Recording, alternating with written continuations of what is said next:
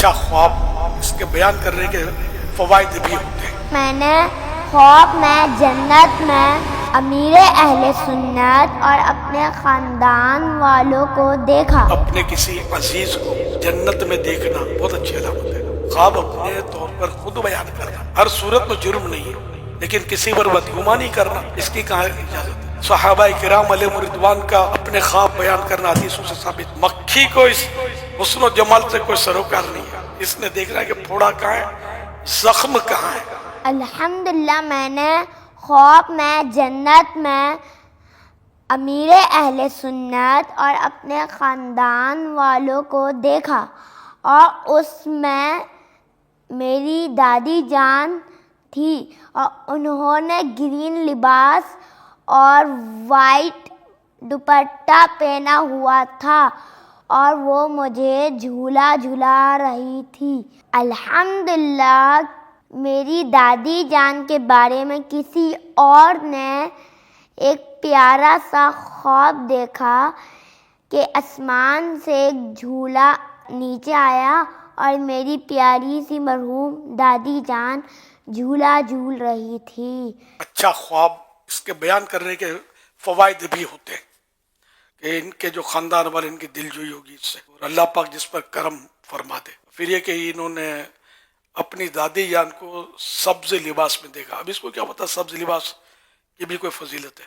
بچہ ہے نا، سبز لباس کی فضیلت ہے۔ انہیں کسی فوت شدہ مسلمان کو سبز یا سفید گرین یا وائٹ لباس میں کپڑوں میں دیکھنا یہ اچھی علامت ہے۔ اسی طرح اپنے کسی عزیز کو جنت میں دیکھنا بہت اچھی علامت ہے، یا کسی زندہ کو بھی جنت میں دیکھنا یا خود کو بھی جنت میں دیکھنا یہ بھی اچھی علامت ہے۔ صحابی ابن صحابی حضرت عبداللہ بن عمر رضی اللہ عنہما سے روایت ہے کہ میں نے خواب میں دیکھا گویا میرے ہاتھ میں ریشم کا ٹکڑا ہے، میں اس کے ساتھ جنت میں جس جگہ جانا چاہتا ہوں وہ مجھے وہاں ہی لے کر اڑ جاتا ہے۔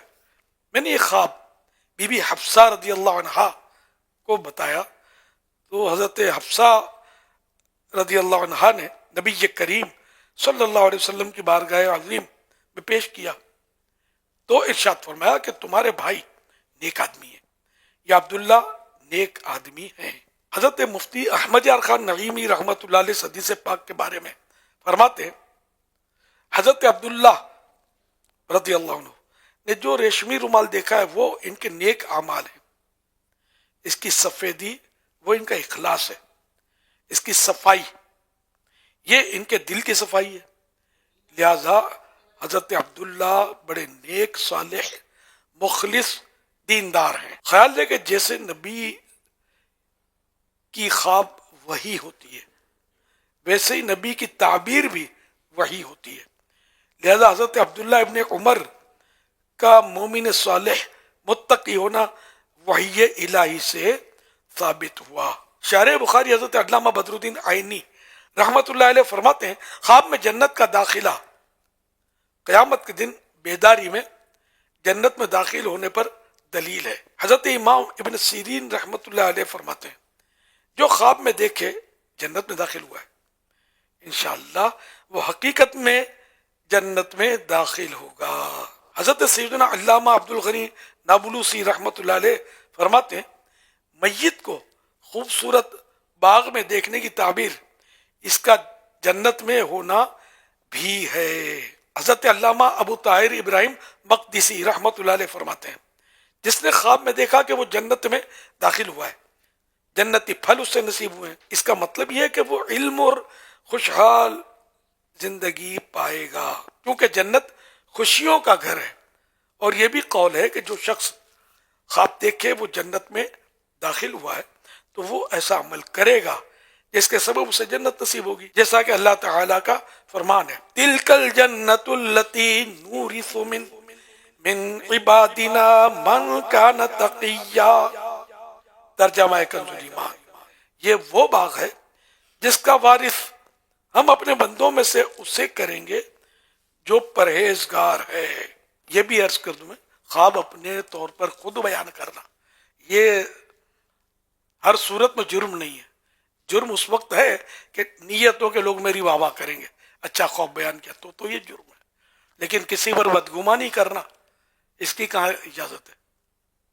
تو پیارے آقا صلی اللہ علیہ وسلم کا اپنے خواب بیان کرنا حدیثوں سے ثابت، صحابہ کرام علیہ رضوان کا اپنے خواب بیان کرنا حدیثوں سے ثابت، اسی طرح اولیاء کرام کے کئی واقعات ملتے ہیں جس میں ان حضرات نے اپنے خواب بیان فرمائے ہیں۔ یوں مطلب خواب بیان کرنا یہ ہر صورت میں جرم نہیں ہے، تاہم یہ کہ اس میں یہ ذہن رکھیں، اچھا خواب دیکھیں، اللہ کا یہ حمد کریں، اللہ کا شکر ادا کریں، اور جو اہل ہو اس کو بتائیں، اور برا خواب دیکھیں تو استغفار کریں، اللہ پاک سے اس کی برائی سے، اس کے شر سے پناہ مانگے اور کسی سے تذکرہ نہ کریں۔ زیادہ تو یہ کہ جس سے تعبیر معلوم کرنی ہے اس کو بیان کر دیا، وہ برا خواب سمجھ نہ پڑی، اور وہ الگ چیز ہے، لیکن یہ کہ ہے منع سے برا خواب، لوگ برا خواب بھی بیان کرتے پھرتے ہیں، تو یہ نہیں کرنا چاہیے۔ اس میں تنقید ہو سکتا ہے ہوگی،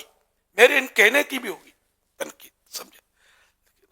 ظاہر ہمارا تو حال یہ کہ اگر اڑ کر بتائیں گے تو یہ بولیں گے ٹیڑھا اڑ رہا ہے، ہر آدمی ظاہر ہم سے سیٹ نہیں ہے، سیدھی بات ہے، مطلب ہم سے ہر آدمی سیٹ نہیں، ہم یا رسول اللہ کہتے اور کہتے رہیں گے الحمدللہ۔ اب میں کہوں کہ اس وقت رات ہے، آپ لوگ تو مان لو گے، لیکن اس طرح کا جو ہوگا نا جو میرے سے سیٹ نہیں ہوگا، وہ سوچے گا یار کوئی رستہ ملے کہ میں اس کو جھوٹا ثابت کروں کہ رات ہے ہی نہیں، دن ہے، اگرچہ وہ ثابت نہ کر سکے لیکن اپنے دلائل دے گا۔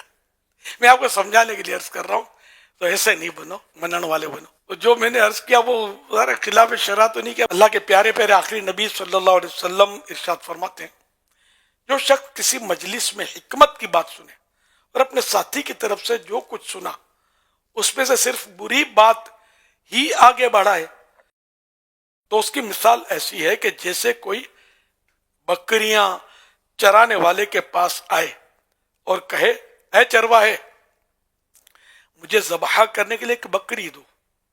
چرواہ کہے، ریوڑ میں سے اچھی بکری کو کان سے پکڑ کر لے جاؤ، اور وہ ریوڑ کی نگرانی کرنے والے کتے کو کان سے پکڑ کر لے جائے۔